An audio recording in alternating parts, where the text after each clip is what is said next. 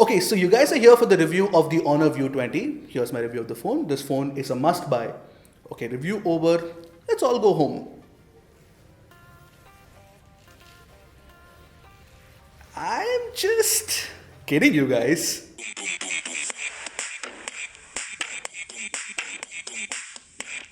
You guys know that no Mr. Phone review is over without us going into the tiny details of every smartphone. Obviously, we are going to scrutinize it. Now, like I said in my first impressions of the Honor View 20, this phone brings a plethora of new technologies. The most important one being the pinhole camera on the front, or the punch hole camera, or the in-display camera, whatever you like to call it. And the second most important thing being the 48MP Sony IMX586 sensor, which is a new sensor on any smartphone. Hi, I'm Ershad from Mr. Phone, and let's find out if the Honor View 20 is worth your hard-earned money. Looking phone is mostly true, but apart from the good design, it also adds a bigger battery and a headphone jack compared to the OnePlus 16. To add to that, the View 20 is slimmer by 0.1 millimeters and lighter by 5 grams. Oh wait, the View 20 also has a bigger 4000 mAh battery, and it includes a 3.5mm jack. Those are legit useful design improvements over the OnePlus 60, and no one can deny that. What I find particularly attractive about the View 20 is the rear design. The whole V-shaped pattern that forms on the rear when light hits at it at a certain angle highlights the View 20 branding on the phone itself. But the phone is made entirely of glass, and therefore it attracts smudges. That said, I've rough used the phone for a long time, and surprisingly, I couldn't find a single scratch on the back panel or the front for that matter. This is particularly great because the View 20 doesn't come with any sort of Gorilla Glass protection on the front or the rear. Also, the rear is a physical fingerprint scanner. It is fairly fast and responsive too. The face unlock works well too, but it is a little iffy in low light situations. If there is one design choice that might annoy a few folks, it would be the weird placement of cameras on the rear. The primary 48 megapixel camera is separate from the 3D time of flight camera, which is placed inside a separate module with the flash. Let it be known that both these modules protrude slightly from the rear, but this is just a minor nitpick and not really a big problem as such. Another minor issue with the View 20 would be the fact that it doesn't come with any sort of waterproofing, but in its price range there are not many phones that actually offer waterproofing, so it's not really a big deal in my opinion. Thanks to the gently sloping curves in the rear, very similar to the OnePlus 60, the phone also feels nice and comfortable to hold in the hand. As for the rest of the design, you get a Type-C port at the bottom with a mono speaker to its right and a mic to its left. The dual nano SIM card tray is on the left edge, and the right edge has the volume rocker and a ridged power button, both made of metal and offering incredible tactile feedback. The entire phone feels really solidly built. Now the top edge is interesting. Apart from the headphone port, you also get an infrared port, a noise cancelling microphone, and the ambient light sensor. Yes, the ambient light sensor has been moved to the top so that it doesn't ruin the unique aesthetic created by the in-display camera. There's also a tiny notification LED light right next to the earpiece. Overall, the Honor View 20 is so good looking that it will turn heads and maybe sprain a neck or two while it is at it.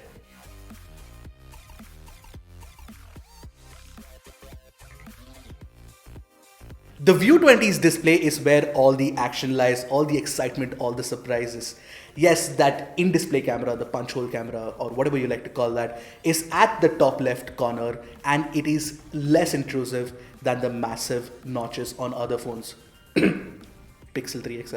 While some might believe that a smaller dewdrop notch on a phone like the OnePlus 60 offers a similar kind of viewing experience, I still think that the screen estate is more on the punch hole display, and I quite like it. There are a couple of things I noticed about this hole though. Firstly, the glass touch panel extends to the camera. This means that you can swipe down on the camera to pull down the notification panel, for example. That said, on the Samsung Galaxy A8s's hole, you can open the selfie camera app when you swipe on the hole. It is a neat feature in my opinion. The downside to this, however, is that it will smudge the display, so you will have to keep cleaning it. Secondly, if you notice closely, around the front camera, you will see a fairly large black colored outer ring. Now this exists so as to prevent the light from the display to enter into the camera. It's almost like it is a black hole around the camera.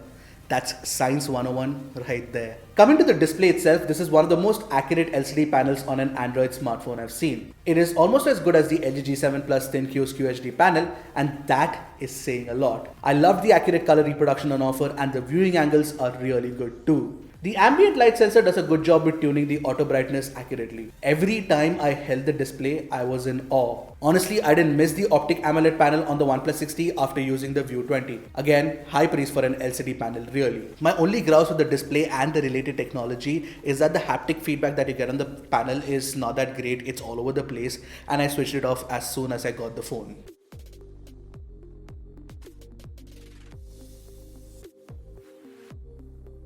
The View 20's display supports HDR10 and it looks crisp AF on some videos that are uploaded in 4K HDR on YouTube.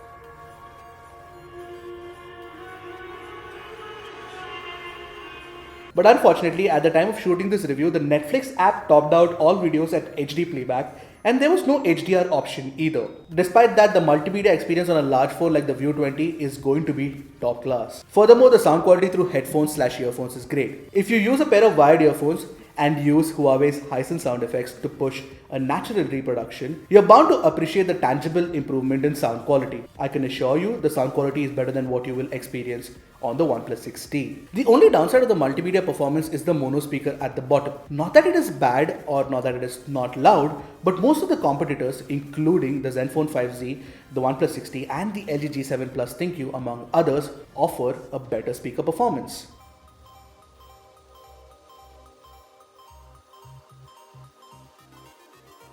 The Honor View 20, like the Magic 2, runs on Magic UI 2.0, which is an offshoot of EMUI 9.0. There's not much difference between the two, but how the software accommodates the punch hole camera is the key here. Key, hole. There's a joke that I'm missing there. Anyway, as far as the top panel on the home screen is concerned, the network and Wi-Fi symbols and the notifications are moved slightly to the right. Apps work just fine in full screen mode and I didn't notice any anomaly as such. No visible distractions really. You can also turn off the notch, as Honor likes to call it. I don't know why you'd want to do that, but you can if you choose to. However, the cutest tweak to the software is the handlebar animation around the hole when you minimize a call. I really hope future updates bring more such innovative design tweaks. There are a few software tweaks carried forward from EMUI 9.0 that I like. For example, you can tap on the screen with your knuckles to take a screenshot. There's also support for full screen gestures as well now. And oh, I really cannot stop praising Huawei Share feature. It works like a charm every single time, and for someone like me who uses a Mac at work, it becomes doubly easy to share stuff from the phone over a wireless network. Having said that, the problems with EMUI are only two at the moment. Firstly, I really do not like the big size of the icons, which cannot even be resized for some odd reason. Secondly, EMUI is still filled with a lot of unnecessary bloatware. No Honor, I don't want to see the absolutely horrendous Vigo app on my phone, even if it cannot be deleted. No, just no.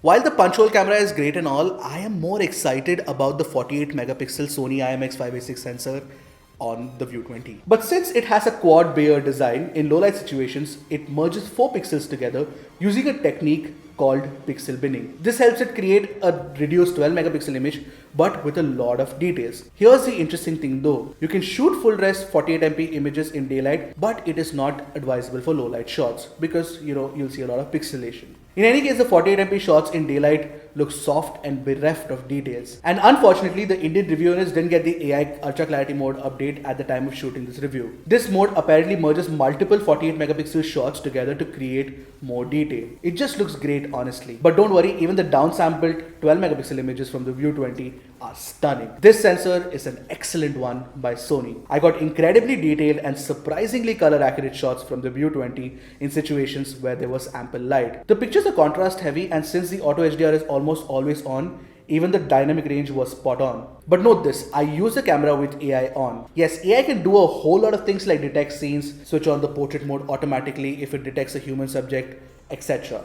But I'm not a fan of the processed pictures that come out in the end. While AI doesn't boost the colors unnaturally anymore like the P20 Pro, except for when it's capturing food, it does sometimes create a weird vignetting around images.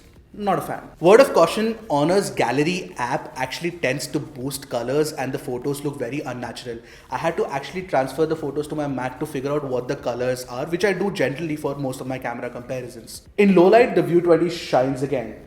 thanks to the competent night mode. The only problem is that sometimes the phone goes overboard on processing, and in a bid to reduce the noise, the image ends up feeling like a watercolor painting instead. Nonetheless, I managed to get some other shots that didn't look this way on closer inspection. The portrait pictures look good, but maybe a bit aggressive on background blur, making the subject look unnatural at times. The camera app is as usual feature rich, where you have a plethora of modes on offer. There's a dedicated pro mode in case you like fiddling with manual controls, and modes like the artist mode, which is essentially a collection of filters, and light painting add to the fun of using this camera. The phone can also shoot 4K 30fps footage with gyro-based EIS that looks good. Now you guys must be wondering, but Ershad, what about the secondary camera? Well, yes, there is a 3D time of flight secondary camera on the Honor View 20. The only two visible use cases I saw for the 3D camera is in the camera app. The 3D panorama mode and the shape sculpting feature when shooting portraits use this camera to create the images, both of which work as advertised. Then there are also the AR sticker modes and 3D emojis in case you're interested. I did find a few of the stickers amusing, like you guys saw in the intro. At the briefing, Honor also showcased that the phone can be used as a Kinect to identify your motion for games that can be played on a big screen television. This is possible due to the 3D camera. Unfortunately, I could not test it out. Overall, I'm convinced that the Honor View 20 has the best camera among its peers at least. And you know what? It is a damn good shooter and really ushers the next generation of smartphone cameras for budget flagships.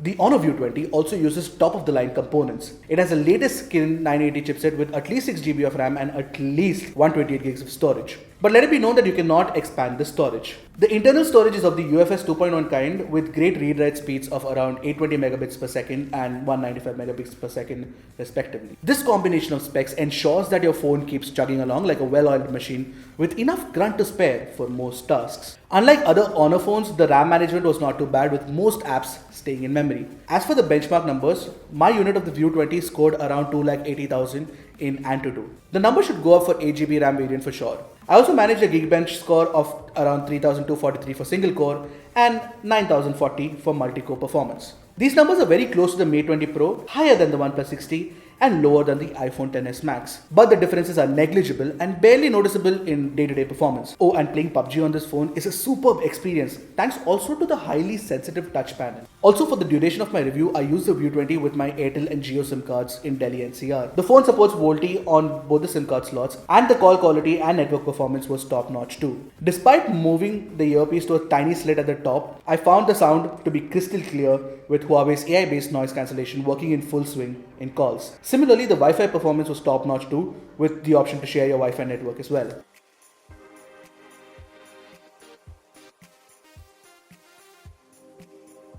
Coming to the battery, the View 20 comes with a 4000 mAh battery. This is bigger than the battery inside the OnePlus 60. I easily managed a screen on time of over 6 hours on the View 20 and the battery just lasts a long time. I'm sure that you can easily get a day and a half of battery life on a single charge if you use the phone moderately.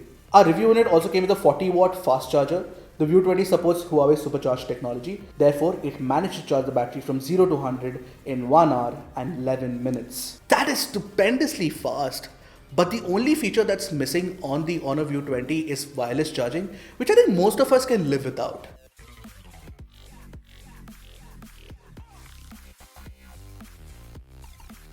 Now we're at the end of the review and let's just sum up the Honor View 20 for you guys. The Honor View 20 is by far the best Honor phone that anyone would have used till date. Despite using several world-first technologies, the phone feels a lot refined and is also a looker at that. Honestly, I can easily recommend the View 20 to anybody who's looking for a phone under rupees 40,000, which is what I think the price of the View 20 will be around. I have no way of telling the price right now because we're shooting this way before the launch, but I think it should be priced under rupees 40,000, and for that price, the View 20 is an absolutely brilliant buy, eyes closed. But no Mr. Phone review is over unless we actually compare it to its peers. So let's find out, how does the View 20 compare to its competition.